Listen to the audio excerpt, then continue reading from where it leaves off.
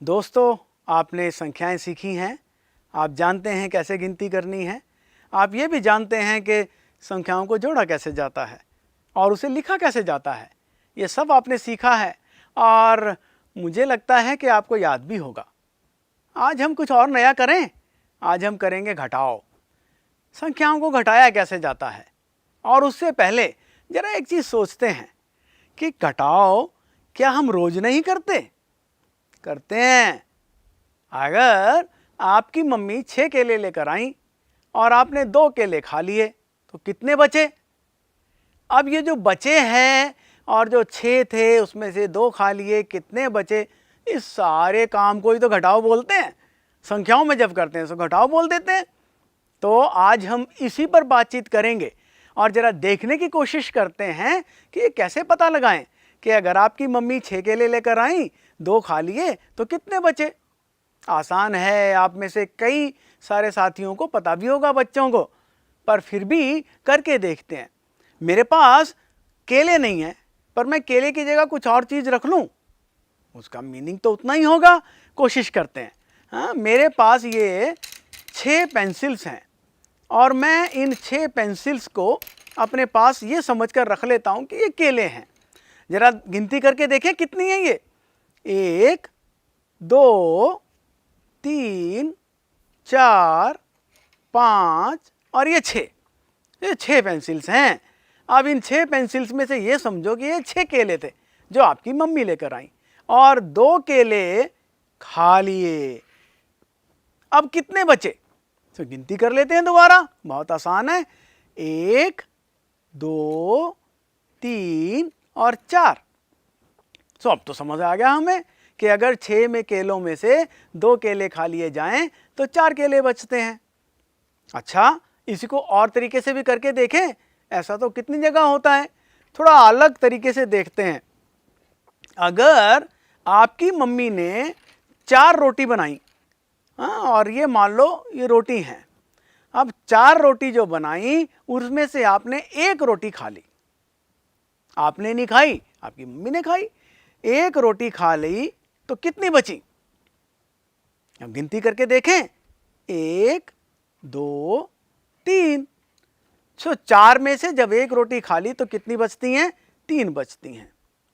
1 रोटी आपकी भैया या दीदी ने भी खा ली। अब कितनी बच गई? 1 और 2 रोटी बच गई।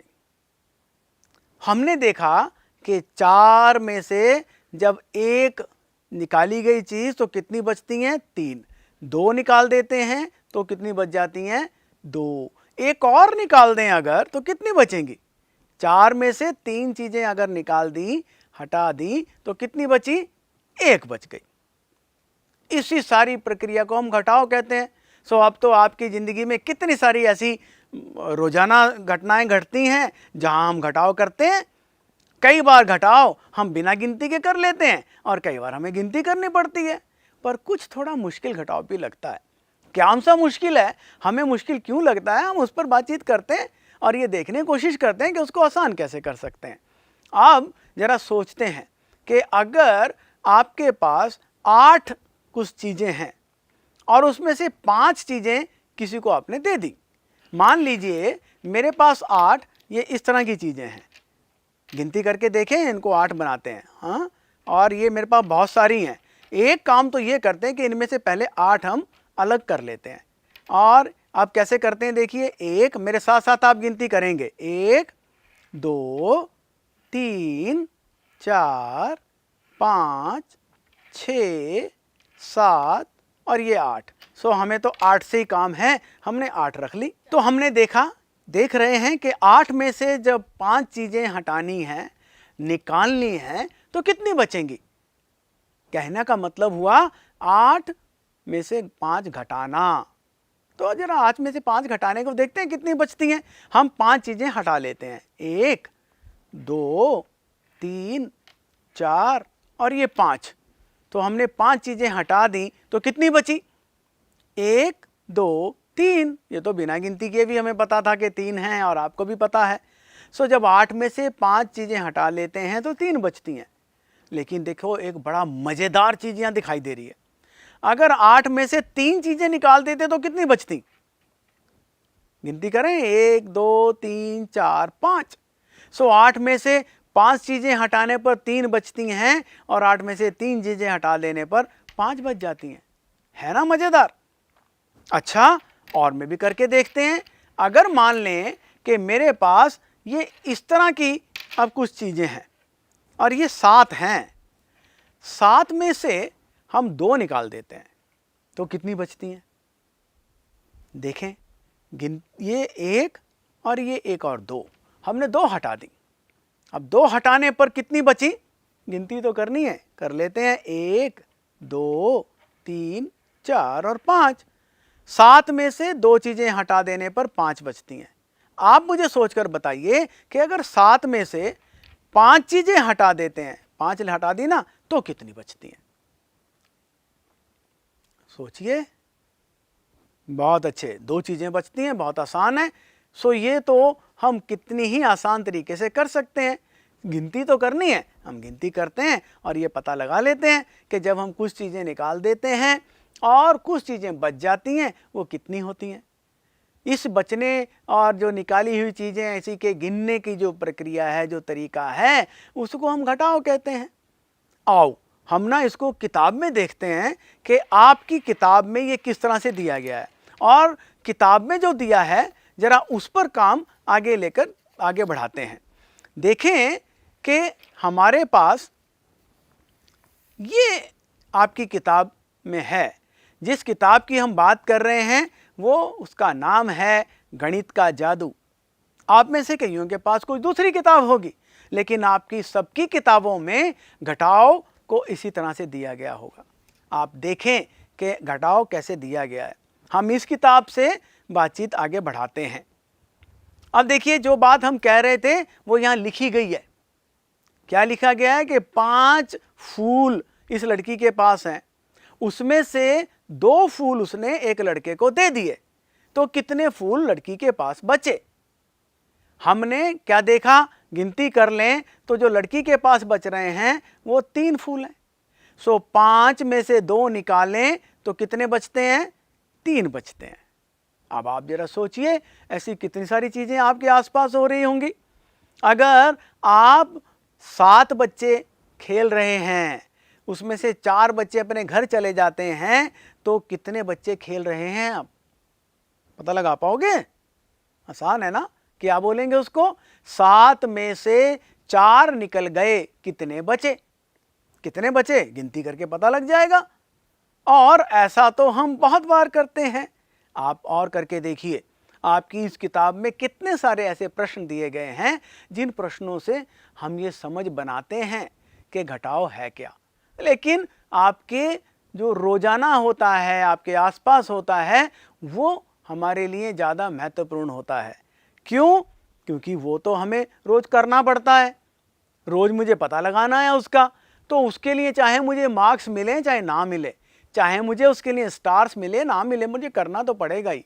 अगर मेरे पास 3 पेंसिल्स थी और उसमें से 2 पेंसिल टूट गई, खत्म हो गई, घिस गई, तो अब कितनी बच गई?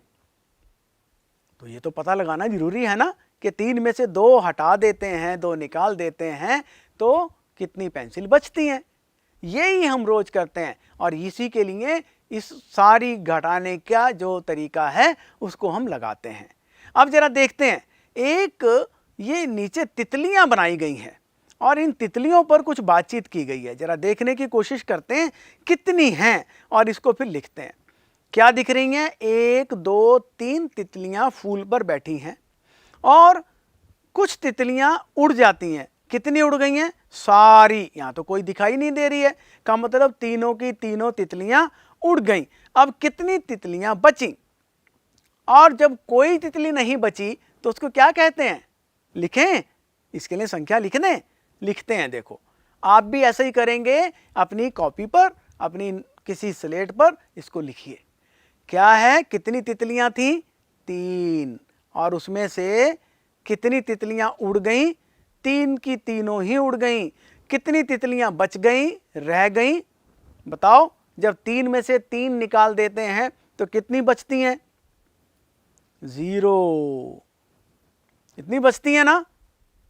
और यही क्यों, अगर दो की दो चीजें होती, दो में से दोनों ही निकाल देते तो कितनी बचती। करके देखेंगे, यहां करके देखते हैं कि अगर ये दो चीजें मेरे पास हैं और इसमें से दोनों ही निकाल दी तो अब इस किताब पर कितनी चीजें या कितने ऐसे ब्लॉक बच गए। कोई भी नहीं बचा। और जब कोई नहीं बचता तो क्या कहते हैं, शून्य, जीरो। तो जब 3 में से 3 निकाली तो 0 बची। अच्छा, जरा नीचे वाले प्रश्न पर देखें क्या है, कितनी है। इस लड़के के पास 3 पेंसिल्स हैं। वो उंगली से भी देखो इशारा करके बता रहा है कि 3 पेंसिल्स हैं और उसने एक पेंसिल एक लड़की को दे दी। एक पेंसिल लड़की को दे देने के बाद उसके पास कितनी पेंसिल बच गई, गिनती करें। वो दोनों तरीके से देखो बच्चा बता रहा है, क्या 2 उंगलियों से भी दिखा रहा है और ये इनसे भी दिखा रहा है।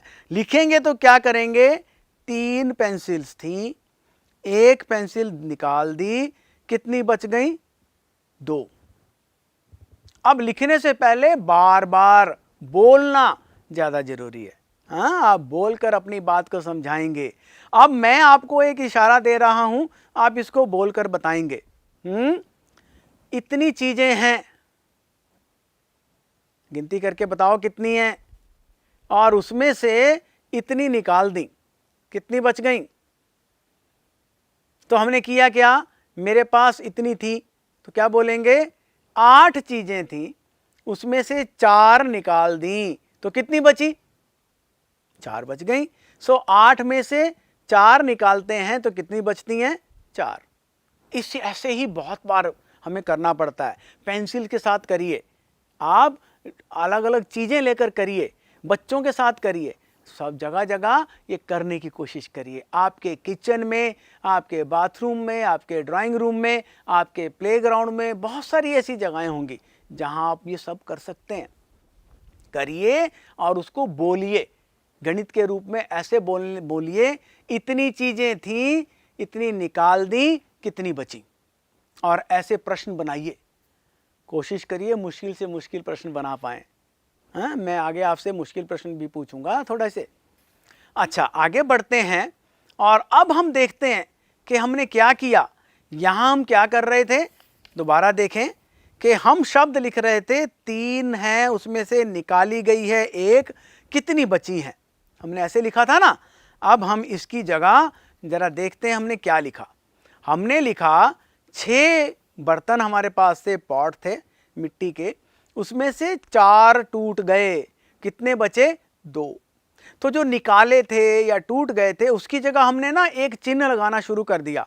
इस चिन्ह को घटाव का चिन्ह बोलते हैं, अंग्रेजी में इसे माइनस बोलते हैं। हम कहते हैं 6 घटा 4 बराबर है 2। बराबर है का चिन्ह तो याद होगा, हमने जब संख्याओं का योग किया था, जोड़ा था संख्याओं को, तब भी तो ये चिन्ह उपयोग किया था ना। तो हम इसको कहते हैं 6 घटा 4 बराबर है 2। अच्छा, जरा इसको पढ़ने की कोशिश करें, देखिए क्या करना था। 5 घटा 2 कितना होता है। अब इसमें इस चित्र की मदद लेते हैं, सहायता लेते हैं। कितना है, 1 2 3 4 5। 5 मेंढक बैठे हैं किसी तालाब के किनारे और उसमें से 2 मेंढक तालाब में चले जाते हैं। कितने मेंढक रह जाते हैं किनारे पर बैठे हुए, हम गिनती करके बता सकते हैं। सो गिनती करें और बताएं। हम इसको क्या कहेंगे, 5 घटा 2 बराबर है कितना, बराबर है 3। अब ये तो बहुत सारे प्रश्न हैं, आप अपने आप इसको करने की कोशिश करें। ऐसे बहुत सारे प्रश्न बनाए जा सकते हैं। अब किया क्या हमने कि जो हमने अपने आसपास देखा उसको घटा के रूप में लिखा और लिखकर हल किया। ऐसे ही करेंगे और बहुत सारी चीज़ें होंगी घर में। मैं जो मम्मी पापा हैं या बड़े भाई बहन हैं उनसे ये प्रार्थना करूँगा कि वो जो उनके बच्चे पहली कक्षा में या और उससे नीचे की कक्षा में या दूसरी कक्षा में पढ़ते हैं और घटाव सीख रहे हैं तो उन्हें ऐसे बहुत सारे प्रश्न बनाने के लिए कहें। पहले वो अपनी बात को कहकर बताएं और फिर कहने के बाद लिखकर बताएं और लिखकर हल करें। अब देखें जरा, ऐसे ही इसको बात को आगे बढ़ाते हैं कि अगर हमारे पास ये चित्र दिए हैं, अब चित्र में जो दिया है उसको घटा के रूप में इस तरह से लिखना है। तो कैसे लिखें, आप देखते हैं। पहले तो 3 ग्लास थे, इन 3 ग्लास में से तीनों ही टूट गए, तो कितने बचे ये पता करना है। अब हमने देखो शब्दों में तो कह दिया 3 ग्लास थे, तीनों ही टूट गए, कितने बचे। इसी को अगर हमें लिखकर बताना है और इन चिन्हों के साथ बताना है तो क्या लिखेंगे, 3 घटा कितने टूट गए, 3, कितने बच गए, 0। हम क्या कहेंगे, 3 घटा 3 बराबर है 0। हमने देखा कि जब हम घटाव करते हैं तो घटाव को एक तो हम बोलकर कर लेते हैं, अपनी बात को बोलकर समझाते हैं और अपनी बात को लिखकर भी बताते हैं। हमने ये लिखकर किया, देखा था ना आपने कि 3 गिलास थे, तीनों ही टूट गए, तो कितने बचे। लिखकर कैसे करते हैं, 3 घटा 3 बराबर है 0। और इसी तरह से बहुत सारे ऐसे प्रश्न बनते हैं। जरा इस प्रश्न को देखें, आप करने की कोशिश करिए। कैसे करेंगे, 1 2 3 4 5 6, 6 टमाटर थे, 6 में से 4 टमाटर किसी को दे दिए, कितने बचेंगे। हम कैसे लिखेंगे, 6 घटा 4 बराबर है कितने बचेंगे, 2। तो अब अगर मैं टमाटर हटा दूं और इसकी जगह अगर ये चीजें रख दूं, तब देखते हैं कितना होता है। कितनी है ये, देखिए गिनती करिए कितनी चीजें हैं, 6। अब इसमें से अगर 4 हटा दी तो कितनी बची, 2। हम इसको भी ऐसे ही लिखेंगे। क्या लिखेंगे, 6, ये 6 थी और घटा 4, 4 हटा दिए, कितनी बच रही हैं, 2। जब भी हो, चाहे वो टमाटर हो, चाहे वो ये चीजें हो, चाहे वो ग्लास हो, जब भी 6 में से 4 हटानी है, कितनी बचेंगी ये पता लगाना है, तो लिखेंगे कैसे, 6 घटा 4 बराबर है 2। अच्छा, और करके देखते हैं। अब देखिए हमारे पास एक ऐसी स्थिति दी गई है, उसमें हमें उसको गणितीय रूप में लिखना है और फिर हल करना है। करेंगे, देखते हैं। ये तो गाय का जो उदाहरण है वो तो देख रहे हैं, कितनी गाय दिख रही हैं, 3, और इसमें से एक गाय कहीं जा रही है, तो कितनी बच जा रही हैं, 2। ऐसा दिख रहा है ना। कैसे लिखेंगे इसको, 3 घटा 1 बराबर है 2। अच्छा, इसको देखते हैं। हमारे पास कितनी किताबें दिखाई दे रही हैं, यहाँ 4। उसमें से कितनी किताबें हाथ में हैं, आप गिनती करके देखिए, 3 हाथ में हैं, तो कितनी बचती हैं। अगर 4 में से 3 किताबें हटा दें तो कितनी बचेंगी, 1। लिखेंगे कैसे, ये 4 थी, इसमें से 3 हटा दी तो कितनी बची, 1। अच्छा, अभी देखें घटाव को लिखने का एक और तरीका भी होता है। आपने जब संख्याओं को जोड़ा था तो भी वो तरीका अपनाया था। हम जब संख्याओं को जोड़ते हैं तो हम ऐसे तो लिखते हैं, जैसे ये लिखा है, इसमें इस चिन्ह की जगह जमा का चिन्ह लिख देते हैं, लेकिन हम ऐसे भी लिखते हैं। कैसे लिखते हैं, ऊपर से नीचे की तरफ को। और जब ऊपर से नीचे की तरफ लिखते हैं तो भी करना तो हमें वही होता है। अब जरा इसको देखते हैं। मुझे पता लगाना है कि 6 में से जब 2 हटा देते हैं, घटाते हैं, तो कितना बचता है। इसी को ऐसे भी लिख सकते हैं कि 6 में से 2 घटाने पर क्या मिलता है, क्या बचता है। अब जरा कोशिश करें, देखते हैं कितनी चीजें हैं, 1 2 3 4 5 6। आप ये चीजें शुरू में आप ये कर सकते हैं कि ऐसी कुछ चीजें रख लें जो आपके पास हों। जैसे मान लो ये 6 चीजें रखें, उसमें से 2 हटाएं, फिर गिनती करें कितनी बच रही हैं। धीरे धीरे इसकी आवश्यकता नहीं रहेगी। आप सीधे पता लगा सकते हैं कि 6 में से 2 घटाने पर कितना होता है, जैसा इस चित्र में दिया गया है। अगर आपके पास ऐसे चित्र नहीं हैं तो क्या किया जा सकता है, हम 1 2 3 4 5 6 शुरू में जितनी चीज़ें, जितने हमें वस्तुएं कही हैं, उतनी वस्तुओं की जगह चिन्ह लगा देते हैं, और इन चिन्ह में से हमें जितनी हटानी है, जितनी घटानी है, उनको काट देते हैं, और जो बाकी बचते हैं उनको गिनती कर लेते हैं। तो कितने बचे हमारे पास, 1 2 3 4। हम लिख सकते हैं 6 में से जब 2 घटाते हैं तो 4 बचता है। अब तो इतने सारे प्रश्न यहाँ दिखाई दे रहे हैं, और इस प्रश्न को तो मुझे अब लगता है कि आप ना वैसे ही सोच के बता सकते हो। जब 4 में से 4 घटाएंगे तो क्या मिलता है? याद है हमने बहुत पहले किया था, 3 में से 3 घटाने पर 3 चीजें थी, तीनों ही हटा दी तो कितनी बची? 0। 4 में से 4 हटाने पर कितनी बचेंगी? 0। अब तो हमें कोई चीजें बनाने की भी जरूरत नहीं है और लाइन भी नहीं लगानी पड़ेगी, हम तो वैसे ही पता लगा लेंगे कि जब 4 में से 4 घटाते हैं तो कितनी बचती हैं? 0। 4 में से 4 घटाने पर 0 मिलता है। ऐसे कितने सारे प्रश्न हैं जो आप हल कर सकते हो। अपने प्रश्न बनाओ, दूसरों से पूछो। आप ना अपने दूसरे साथियों से, दूसरे बच्चों से पूछना, 6 में से 6 हटाने पर क्या मिलता है? 7 में से 7 घटाने पर क्या मिलता है? 8 में से 8 घटाने पर क्या मिलता है? 9 में से 9 घटाने पर क्या मिलता है? अब तो परीक्षा हो जाएगी, धीरे धीरे मुश्किल होता जाएगा, पर कहीं एक नियम भी दिखने लगेगा कि जब सारी चीजें हटा देते हैं तो कितनी बचती हैं? 0। तो एक जैसी संख्याओं को घटाने पर 0 मिलता है। ऐसा तो नियम बना लिया, और ऐसे कितने नियम बनते हैं, कोशिश करके देखें क्या ये नियम जो आपने बनाया वो ठीक है या नहीं है। हम इस पेज पर ये जो है इसके ऊपर बाद में आते हैं, पहले कुछ और अलग तरह के प्रश्नों की बात कर लेते हैं। आप यहाँ देख रहे हैं अब हमारे पास कोई वस्तुएं नहीं हैं।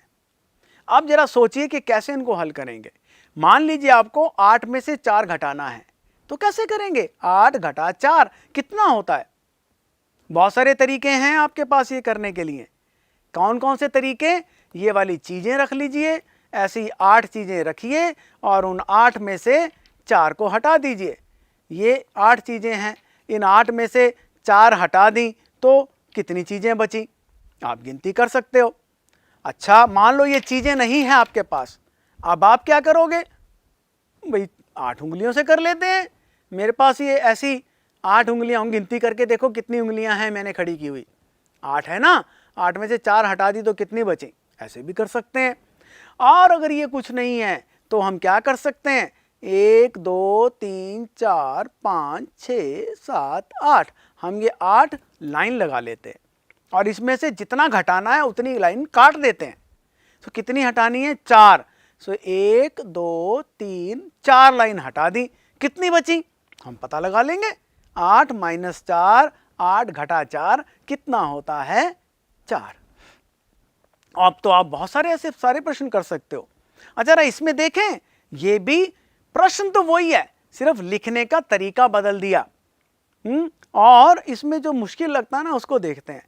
ये थोड़ा मुश्किल लग रहा है आपको, इसको देखते हैं पहले कैसे करेंगे।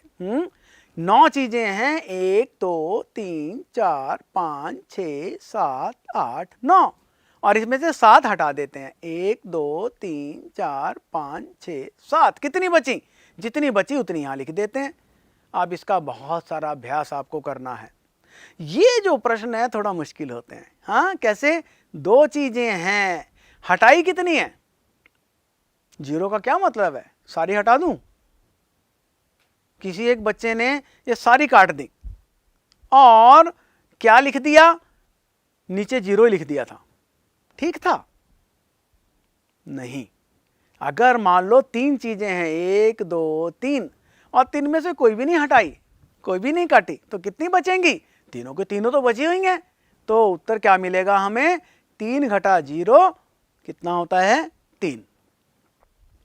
और ये भी तो आप बिना घटा किए कर सकते हो ना। 8 में से 8 हटाने पर कितना मिलता है? अभी तो हमने देखा था, जब दोनों ऊपर और नीचे एक जैसी संख्या होती है या दोनों साथ साथ में एक जैसी संख्याएं होती हैं जो घटानी है, तो क्या उत्तर आता है हमारा? 0 0 करते हैं।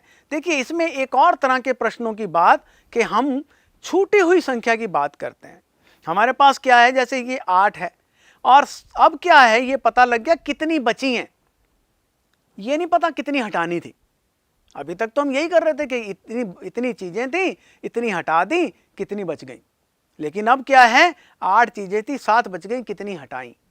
ये देखने के लिए भी तो हम इनके चिन्ह बनाएंगे, या तो इनकी जगह लाइन बनाइए और लाइन बनाकर पता करिए, या हम ऐसा करते हैं कि 8 चीजों का एक समूह बना लेते हैं। ये 8 चीज़ों का मान लो आपके पास 8 रुपए हैं, आपके पास 8 रुपए हैं और ये हमने क्या सिक्के 1-1 रुपए के मान लो अपने पास रख लिए। ये 8 सिक्के हैं और इन 8 रुपए में से मेरे पास कोई चीज़ खरीदने पर 7 रुपए बच जाते हैं। तो कितने बचेंगे? 1 2 3 4 5 6 7। मुझे कुछ हटाना पड़ेगा ना, मैंने एक ही हटाना पड़ेगा क्योंकि 7 ही तो बची हैं। तो 8 में से कितना हटाऊं कि 7 बच जाए? देखो 8 में से क्या हटाने पर 7 बच रहा है? 1 हटाने पर, सो हम 1 लिखते हैं। 5 में से कितने हटा देने पर, अगर ये 5 रुपए हैं और मुझे 5 रुपए में से कुछ खर्च कर देने पर 1 ही रुपया बचा, तो कितने खर्च किए मैंने? देखें अब 5 में से 1 बचा है तो कितने हटाए हैं? 4। इसका मतलब 4 रुपए खर्च किए हैं हमने। तो यहाँ 5 माइनस 4 बराबर है 1। अच्छा, इसके साथ वाले जो है ना वो थोड़ा और मुश्किल होते हैं। अभी तक हमें ये पता था कि कुल कितनी चीज़ें, अब ये नहीं पता। हमें ये पता है कि कुल जितनी चीज़ें थी उनमें से 2 हटा दी और 3 बच गई, तो कुल कितनी थी? ज़रा सोचकर बताइए कि कितनी चीज़ों में से 2 हटाने पर 3 बच जाती हैं? यही है ना, 2 हटाने पर 3 बचती हैं। सोचें करना क्या है, ये 2 हटा दी हैं, 3 बची हुई हैं, दोबारा गिनती करनी है तो 5 हो जाती हैं दोबारा। हम ये देखते हैं कि 5 माइनस 2 बराबर है 3। आप इस तरह के प्रश्न भी हल कर सकते हैं, ऐसे प्रश्न रोज बना सकते हैं। आप ऐसे प्रश्न बनाइए, प्रश्न बनाकर दूसरों को प्रश्न हल करने के लिए कहिए या ऐसे प्रश्न खुद हल करें। मैंने आपसे कहा था कि हम इस पर बात करेंगे, आप इसे देखिए। ये तो बड़े आसान से घटा के प्रश्न है, बस करना ये है कि हमें मिलान करना है कि उसका उत्तर कहाँ है, ढूंढना है। 7 में से 4 घटाने पर क्या मिलेगा, आप हल करिए। हमें पता है 7 में से 4 घटाने पर क्या मिलता है, 3। तो यहाँ 3 कहाँ पर है, ढूंढेंगे और ये इसको और इसको मिलान कर देंगे। बस ऐसे ही इन सब का मिलान करना है। आप इन सब का मिलान करके देखिए, प्रश्नों को बनाइए, अपने प्रश्न बनाइए, दूसरों से हल करवाइए।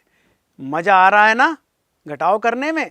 हम और भी घटाव को आगे सीखेंगे, लेकिन आप तब तक मज़ा लीजिए बहुत सारे प्रश्न बनाकर और प्रश्नों को हल करके।